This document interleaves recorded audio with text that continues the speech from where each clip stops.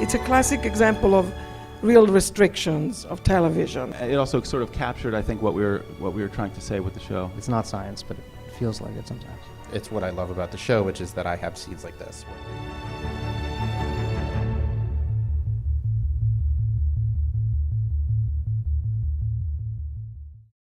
Our show, Treme, is about about the citizens of the city of New Orleans in the wake of Hurricane Katrina, trying to put their lives back together. And in this particular scene, one of our main characters is a Mardi Gras Indian chief, which is a sort of an indigenous little culture down there. Clark Peters plays the chief, and he has recently discovered that his right-hand man in their little gang of Indians has died during the storm. And he and a bunch of the other local Indian chiefs get together, and members of his own gang get together to sort of memorialize the passing of his wild man, Jesse, in a way that only Mardi Gras Indians can. Mardi Curifayo.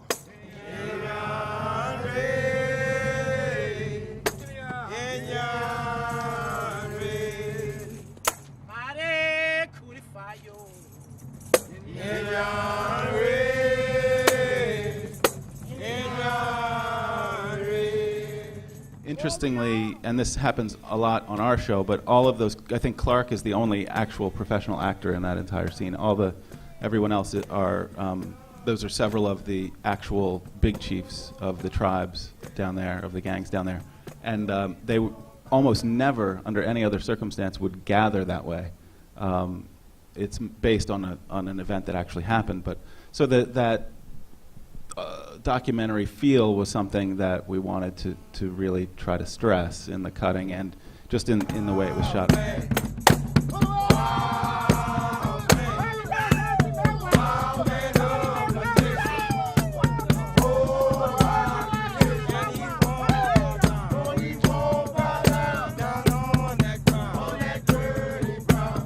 There's an interesting tension to everything down there in the wake of the storm and in the rebuilding of New Orleans because it is a tourist culture, or at least a tourist economy, and everyone really relies on visitors for their livelihood. Not everyone, but a good portion of the community down there.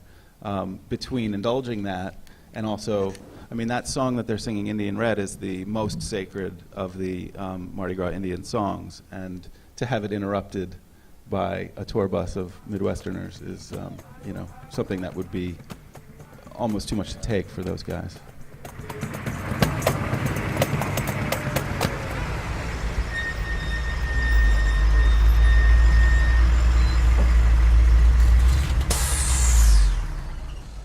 How you doing, sir? What's this about? You tell me what this here's about. Well, people want to see what happened. Hey, is that your house? Drive away from here, sir. No, we was just coming around to... Just drive away. I thought it was the most un-TV-like scene that we had done, and much more sort of cinematic in what it was trying to accomplish.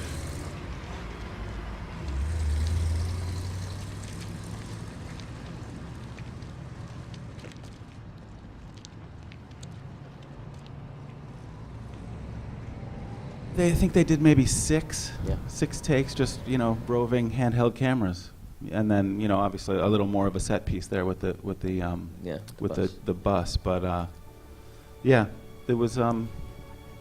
It also sort of captured, I think, what we were trying to say with the show in a very clear way too.